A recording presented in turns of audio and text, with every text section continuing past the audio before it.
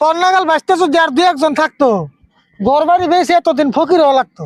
তোমার নাগাল চাষও যদি ব্যাগ বেচতে পাইতো দোকান বেচে ভিক্ষা করে খেত। চাওয়ার আগে টেয়া দিলে হিসুম লাগতো মজা। আমার কাছ থেকে টেয়া নিয়ে মানুষের দোকান করবি তাজা। কিপটামি করে তুমি কটা দালান করছো, 1-200 টাকা হন সামান্য করছো। তোর কাছে সামান্য হলে 1-200 টাকা, তারও যদি 10 টাকা একটা কামাই করে দেখা। 100 টাকা চাইছি রে, এত খারাপ পাইছো? তুমি যে সঙ্গে ছোট আসলে কার খামাই খেছো? আমি যখন স্কুলে পড়ছি টেয়া চামো তো দূরের কথা, সারাদিন চিন্তা করছি কেমন কিনুম বই খাতা। আগের দিনে কথা বলে তখন আসাল মেলা অভাব, এখন যদি অন্য করো মেসে গব কিপটা স্বভাব। আমার নয় কিপ্ট স্বভাব, তুই কত বড় লাভাব। এখন খরচ কমাবি না নাই সেই কথার দিয়ে জবাব। আমার খরচ কম না, যতই বেসাল পারো 100 টাকা কাম না দিবে হেডা মাথা মারো। ভালো করে জানি তুই টেয়া ছাড়া যাবি না।